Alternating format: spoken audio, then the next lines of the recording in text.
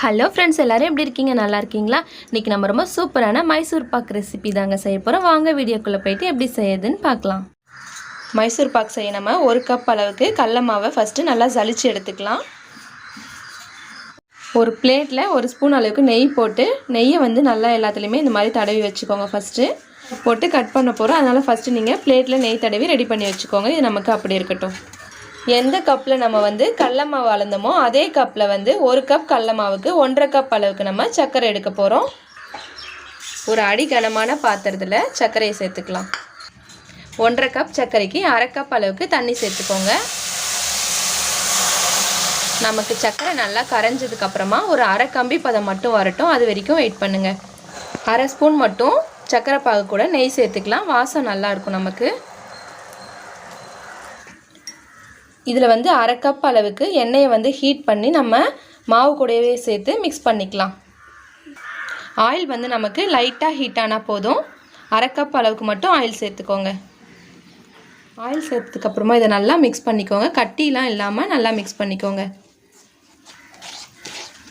இப்போ நமக்கு சர்க்கரை பாகு லைட்டாக கம்பி பதம் வந்தால் போதும். ஃபுல்லாக நமக்கு கம்பி பதம் வரணும்னு அவசியம் இல்லை. இந்த டைமில் நம்ம மாவு கரைச்சி வச்சுருக்கோம் இல்லைங்களா, கடல மாவு எண்ணெய் கூட அதையும் மிக்ஸ் பண்ணி கைவிடாமல் நல்லா கலந்து விட்டுட்டே இருங்க. சர்க்கரை பாகு கூட சேர்த்து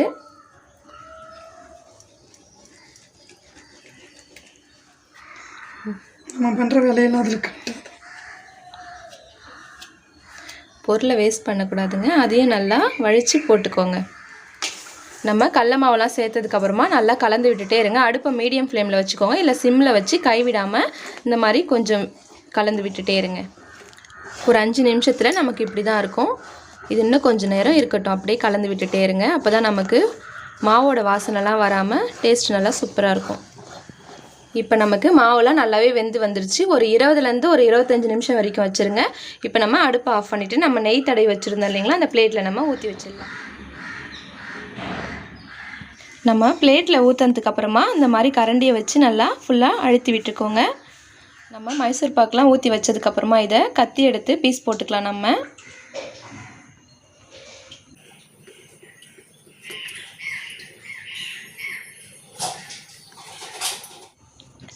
நம்ம பிளேட்டில் போட்டு இந்த மாதிரி கட் பண்ணதுக்கப்புறம் இது ஒரு 10லேருந்து 15 நிமிஷம் அப்படியே இருக்கட்டும்.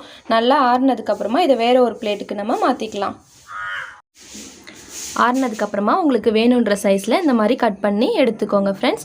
அவ்வளோதான். இப்போ நமக்கு சூப்பரான மைசூர் பாக் ரெடி. இதே மாதிரி நீங்களும் வீட்டில் செஞ்சு பார்த்துட்டு எப்படி இருந்துச்சுன்னு கமெண்ட்ஸில் சொல்லுங்கள் ஃப்ரெண்ட்ஸ். ஓகே ஃப்ரெண்ட்ஸ், தேங்க்யூ, பாய்.